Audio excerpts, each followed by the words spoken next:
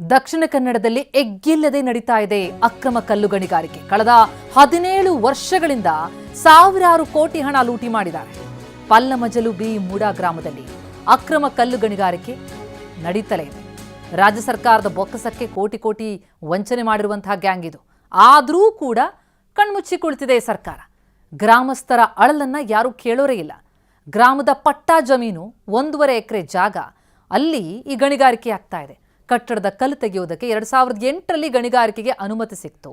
ಅದನ್ನ ಬಂಡವಾಳ ಮಾಡಿಕೊಂಡು ಭೂ ಒಡಲು ಬಗದಂತಹ ಈ ಲೂಟಿಕೋರರು ಸ್ಫೋಟಿಸಬಾರದು, ಅತಿ ಆಳಕ್ಕೆ ಕೊರಿಬಾರದು ಅನ್ನುವಂತಹ ನಿಯಮ ಇದ್ರೂ ಕೂಡ ಎಲ್ಲಾ ನಿಯಮಗಳನ್ನ ಗಾಳಿಗೆ ತೂರಿ 17 ವರ್ಷಗಳಿಂದ ಕೋಟಿ ಕೋಟಿ ಲೂಟಿ ಮಾಡಿದ್ದಾರೆ.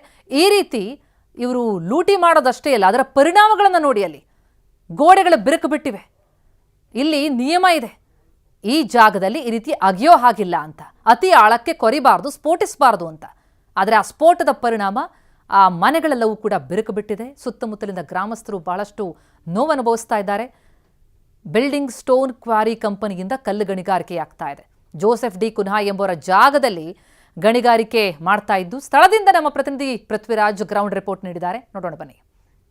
ದಕ್ಷಿಣ ಕನ್ನಡ ಜಿಲ್ಲೆ ಬಂಟ್ವಾಳ ತಾಲೂಕಿನ ಬಿ ಮೂಡಾ ಗ್ರಾಮದಲ್ಲಿ 2008ರಿಂದ ಒಂದು ಅಕ್ರಮವಾಗಿ ಭಾರೀ ಮಟ್ಟದ ಕಲ್ಲು ಗಣಿಗಾರಿಕೆ, ಕರಿಕಲ್ಲು ಗಣಿಗಾರಿಕೆ ನಡೀತಾ ಇರುವಂಥದ್ದು. ಕೋಟ್ಯಾಂತರ ರೂಪಾಯಿ ಅವ್ಯವಹಾರ ಆಗಿದೆ. ಸಾಕಷ್ಟು ಅಡಿಗಳಷ್ಟು ಡಿಗ್ಗಿಂಗ್ ಮಾಡಿದ್ದಾರೆ, ಬ್ಲಾಸ್ಟಿಂಗ್ ಮಾಡಿದ್ದಾರೆ. ಸುತ್ತಮುತ್ತ 500-600 ಮನೆಗಳಿಗೆ ತೊಂದರೆ ಆಗಿದೆ. ಆದರೆ ಇಲ್ಲಿವರೆಗೂ ಕೂಡ ಅಧಿಕಾರಿಗಳು ಮತ್ತು ಏನು ಜಿಲ್ಲಾಡಳಿತ ಯಾರೂ ಕೂಡ ಇತ್ತ ಗಮನನೇ ಹರಿಸಿಲ್ವ, ಅವರ ಗಮನಕ್ಕೆ ಬಂದಿಲ್ವ ಅನ್ನೋ ಕ್ವಶನ್ ಈಗ ಕಾಡ್ತಾ ಇರುವಂಥದ್ದು. ಆ ಜಾಗ ಹೇಗಿದೆ ಅಂತ ಇಲ್ಲಿ ನಾನು ತೋರಿಸ್ತಾ ಹೋಗ್ತೀನಿ. ಇಲ್ಲಿ ನೋಡ್ಬೋದಾಗಿದೆ, ಯಾವ ರೀತಿ ನೋಡ್ಬೋದು, ಒಂದು ಮಿನಿ ಬಳ್ಳಾರಿ ಅಂತಾನೆ ಹೇಳ್ಬೋದು. ಅಷ್ಟು ದೊಡ್ಡ ಮಟ್ಟಿಗೆ ಇಲ್ಲಿ ಕಲ್ಲು ಗಣಿಗಾರಿಕೆ ಆಗಿರುವಂಥದ್ದು.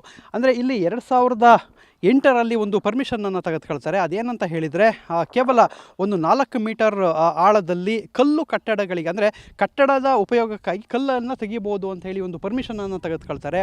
ಆದರೆ ಅದರಲ್ಲಿ ಯಾವುದೇ ರೀತಿ ಬ್ಲಾಸ್ಟಿಂಗ್ ಮಾಡೋದಾಗಿರ್ಬೋದು, ಡಿಗ್ಗಿಂಗ್ ಮಾಡೋದಾಗಿರ್ಬೋದು, ಯಾವುದಕ್ಕೂ ಕೂಡ ಪರ್ಮಿಷನ್ ಇರೋದಿಲ್ಲ. ಸೊ 2018ರಿಂದ ಕಳೆದ ಒಂದು 7-8 ತಿಂಗಳ ಹಿಂದೆವರೆಗೂ ಕೂಡ ಅವ್ಯಾಹತವಾಗಿ ಇಲ್ಲಿ ಕಲ್ಲನ್ನು ತೆಗೆಯಲಾಗುತ್ತೆ. ಕೋಟ್ಯಾಂತರ ರೂಪಾಯಿ ಕಲ್ಲನ್ನು ಇಲ್ಲಿ ತೆಗೆಯಲಾಗುತ್ತೆ.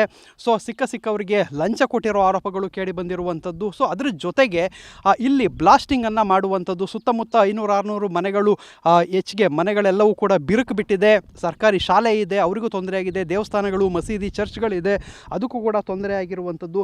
ಸೊ ಇಷ್ಟೆಲ್ಲ ತೊಂದರೆ ಆದರೂ ಕೂಡ ಇಲ್ಲಿನ ಅಧಿಕಾರಿಗಳು ಇತ್ತ ಗಮನ ಹರಿಸುವಲ್ಲಿ ಕಳೆದ 17-18 ವರ್ಷಗಳಿಂದಲೂ ಕೂಡ ವಿಫಲವಾಗಿರುವಂಥದ್ದು. ಅಂದರೆ ಪ್ರಮುಖವಾಗಿ ಈಗ, ಅಂದರೆ ಕಳೆದ 7-8 ತಿಂಗಳ ಹಿಂದೆ ಒಂದು ಅಬ್ಜೆಕ್ಷನ್ ಬಂದಂಥ ಸಂದರ್ಭದಲ್ಲಿ ಅಲ್ಲಿ ಅದನ್ನು ಬಂದ್ ಮಾಡ್ತಾರೆ. ಅದಾದಮೇಲೆ ಮತ್ತೆ ಹೋಗಿ ಬೆಂಗಳೂರಿನಲ್ಲಿ ಆ ಒಂದು ಪರ್ಮಿಷನನ್ನು ತೆಗೆದುಕೊಂಡು ಬಂದಿರುವಂಥದ್ದು. ಆ ಪರ್ಮಿಷನಲ್ಲೂ ಕೂಡ ಕ್ಲಿಯರ್ ಆಗಿದೆ, ಇಲ್ಲಿ ಬ್ಲಾಸ್ಟಿಂಗ್ ಮಾಡಬಾರ್ದು, ಡೀಪ್ ಹೋಲ್ ಡಿಗ್ಗಿಂಗ್ ಮಾಡಬಾರ್ದು ಅಂತ ಎಲ್ಲವೂ ಇದ್ದರೂ ಕೂಡ ಇಲ್ಲಿ ಬ್ಲಾಸ್ಟಿಂಗ್ ಮಾಡಿ ಕಲ್ಲನ್ನು ತೆಗೆಯುವಂಥ ಕೆಲಸಕ್ಕೆ ಕೂಡ ಈಗ ಮುಂದಾಗಿರುವಂಥದ್ದು. ಸ್ಥಳೀಯರು ಆಕ್ರೋಶಗೊಂಡಿದ್ದಾರೆ. ಸ್ಥಳೀಯರು ಆಕ್ರೋಶಗೊಂಡು ಸಾಕಷ್ಟು ಏನು ದೂರುಗಳನ್ನು ಕೊಟ್ಟರೂ ಕೂಡ ಯಾರು ಕೂಡ ಅಧಿಕಾರಿಗಳು ಬರ್ತಾ ಇಲ್ಲ ಅಂತ ಹೇಳಿ ಆಕ್ರೋಶಗೊಂಡಿದ್ದಾರೆ. ಇಲ್ಲಿನ ಕಲ್ಲು ಗಣಿಗಾರಿಕೆಗೆ ಜನರ ಜೀವನವೇ ಒಂದು ಸಂಕಷ್ಟ ಪರಿಸ್ಥಿತಿಯಲ್ಲಿ ಇರುವಂಥದ್ದು.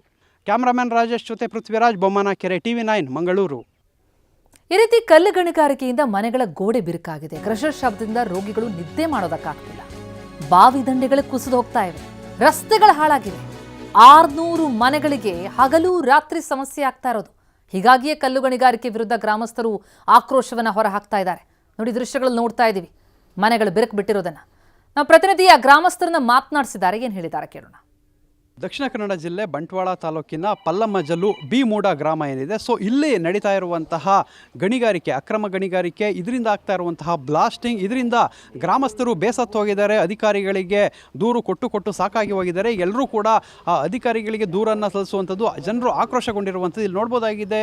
ಇಡೀ ಗ್ರಾಮದಲ್ಲಿರುವಂತಹ 500-600 ಮನೆಗಳೇನಿದೆ, ಸೊ ಎಲ್ಲರಿಗೂ ಕೂಡ ಸಾಕಷ್ಟು ಸಮಸ್ಯೆ ಇರುವಂಥದ್ದು. ಸಾಕಷ್ಟು ಜನರು ಇಲ್ಲಿ ನಿಂತು ವರ್ಷಾನುಗಟ್ಟಲೆಯಿಂದ ಏನು ಅಧಿಕಾರಿಗಳಿಗೆ ದೂರು ನೀಡ್ಕೊಂಡು ಅಲಿತಾ ಇದ್ದಾರೆ. ಆದರೂ ಕೂಡ ಪರಿಹಾರ ಸಿಕ್ಕಿಲ್ಲ. ಸದ್ಯಕ್ಕೆ ಇಲ್ಲಿನ ಸಮಸ್ಯೆ ಏನು ಅನ್ನೋದನ್ನು ನಾವು ಇವ್ರನ್ನ ಕೇಳ್ತಾ ಹೋಗೋಣ. ನಮ್ಮ ಇವಾಗ ನಿಮ್ಮ ಇಲ್ಲಿ ಏನು ಸಮಸ್ಯೆ ಆಗುತ್ತೆ ಇಲ್ಲಿ ಕಲ್ಲು ಕ್ವಾರೆ ಬ್ಲಾಸ್ಟ್? ಅದು ಕಲ್ಲು ಹೊಡೆದು ಇಲ್ಲಿ ನಮ್ಮ ಮನೆಯೆಲ್ಲ ಹಲುಗಾಡ್ತದೆ.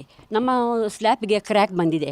ನಮ್ಮ ಮನೆಯಲ್ಲಿ ನಮ್ಮ ಯಜಮಾನಿಗಿದ್ದಾರೆ, ಅವರಿಗೆ ಸ್ಟ್ರೋಕ್ ಆಗಿದೆ. ಅವರಿಗೆ ರಾತ್ರಿ ಹೊತ್ತು ಅವರು ಮಲಗುವುದಿಲ್ಲ. ಎಂತ ಇಲ್ಲ, ಕ್ರ್ಯಾಶರ್ದು ಅಷ್ಟು ಶಬ್ದ ಆಗ್ತದೆ, ಕ್ರ್ಯಾಶಿಂಗ್. ಅವರು ಓಡಿ ಹೋಗುದು ಮನೆಯಿಂದ. ನಮ್ಮ ಬಾವಿಗೆ ಕಟ್ಟಿದ 4 ಲಕ್ಷ ಖರ್ಚು ಮಾಡಿ ಬಾವಿಗೆ ಕಟ್ಟಿದ ಕಪ್ಪು ಕಲ್ಲು ಅದು ಜಾರಿ ಕೆಳಗೆ ಬಂದಿದೆ. ಮತ್ತು ಈ ಸೈಡಿಂದ ಮಾರ್ಗ ಎಲ್ಲ ಹಾಳಾಗಿದೆ. ಮಕ್ಕಳಿಗೆ ಶಾಲೆಗೆ ಹೋಗಲಿಕ್ಕೆ ಆಗುವುದಿಲ್ಲ. ಮತ್ತು ಅಲ್ಲಿಂದ ಚರಂಡಿಂದ ಬಂದ ನೀರು ಬ್ಲಾಕ್ ಆಗಿ ಎಲ್ಲ ನನ್ನ ಕಂಪೌಂಡಿಗೆ ಬಂದು ನನಗೆ ತುಂಬ ಕಷ್ಟ ಆಗಿದೆ.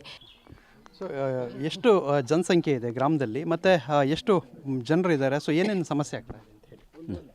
ಒಂದು 600 ಮನೆ ಉಂಟು. 600 ಮನೆ ಎಲ್ಲ ಮನೆಯವರಿಗೆ ಸಮಸ್ಯೆ ಉಂಟು. ಈಗ ಒಂದು 8 ತಿಂಗಳು ಮುಂಚೆ ಜೂನ್ 23ಕ್ಕೆ ನಾವು ಕಂಪ್ಲೇಂಟ್ ಎಲ್ಲ ಮಾಡಿದ್ದೀವಿ. ಒಂದು ಗಾಡಿ ಎಲ್ಲ ಬರುವಾಗ ಎಲ್ಲ ಸ್ಕೂಲ್ ಮಕ್ಕಳೆಲ್ಲ ಬರುವಾಗ 10 ವೀಲ್ 12 ವೀಲ್ ಇದೆಲ್ಲ ಗಾಡಿ ಬರ್ತದೆ, ದೊಡ್ಡ ಗಾಡಿ ಬಂತು. ಇದು ಸ್ಕೂಲು ಗಾಡಿ ಬೀಳಲಿಕ್ಕೆ ಇತ್ತು. ನಾವು ಅದಕ್ಕೆ ಪ್ರತಿಭಟನೆ ಮಾಡಿದ್ವಿ. ನಮ್ಮದು ಮನೆ ಎಲ್ಲ ಡ್ಯಾಮೇಜ್ ಆಗಿದೆ, ಎಲ್ಲರದ್ದು ಮನೆ. 1.5 ಎಕರೆ ಜಾಗದಲ್ಲಿ ಪರ್ಮಿಷನ್ ಮಾಡಿ ಕಟ್ಟಡ ಕಲ್ಲು ತೆಗಿಲಿಕ್ಕೆ ಅಂತ ಮಾಡಿ ಪರ್ಮಿಷನ್ ಮಾಡಿದ್ದು. ಇವರು ಕಟ್ಟಡ ಕಲ್ಲು ತೆಗಿಲಿಕ್ಕೆ ಅಂತ ಪರ್ಮಿಷನ್ ಮಾಡಿ 17 ವರ್ಷ ಬ್ಲಾಸ್ಟಿಂಗ್ ಎಲ್ಲ ಮಾಡಿದ್ದಾರೆ. 17 ವರ್ಷ ಬ್ಲಾಸ್ಟಿಂಗ್ ಎಲ್ಲ ಮಾಡಿ ಈಗ ನಾವು ರಿಪೋರ್ಟ್ ಎಲ್ಲ RTL ಎಲ್ಲ ತೆಗೆಯುವಾಗ 17 ವರ್ಷ ಅಕ್ರಮ ಅಂತ ಆಗಿದೆ. ಅಕ್ರಮ ಅಂತ ಇದು ತಹಸೀಲ್ದಾರೇ ಹೇಳಿದ್ದಾರೆ, ಅಕ್ರಮ ಆಗಿದೆ ಅಂತ ರಿಪೋರ್ಟ್ ಹಾಕಿದ್ದಾರೆ. ಇವರು ಸ್ಟಾರ್ಟಿಂಗಲ್ಲಿ ಡಿಸೆಂಬರಲ್ಲಿ ಹೇಳಿದರು ಎಂತಂದರೆ, ನಾವು ಬೆಂಗಳೂರಿಂದ ಪರ್ಮಿಷನ್ ತಂದಿದ್ದೇವೆ ಎಂತ ಬ್ಲಾಸ್ಟಿಂಗ್ ಮಾಡಲಿಕ್ಕೆ. ನಾವು RTL ಬ್ಲಾಸ್ಟಿಂಗಿಗೆ ತೆಗೆಯುವಾಗ ಬ್ಲಾಸ್ಟಿಂಗ್ ಪರ್ಮಿಷನ್ನೇ ತರಲಿಲ್ಲ. ಇಷ್ಟವರೆಗೆ ಮಾಡಿದ್ದು 17 ವರ್ಷ ಅಕ್ರಮವಾಗಿ ಮಾಡಿದ್ದು. ಆದರೂ ಸಹ ಇವತ್ತು ಈಗ ಎಲ್ಲ ಬೆಂಗಳೂರಿಂದ ಡಿಲ್ಲಿಂದ ತಂದು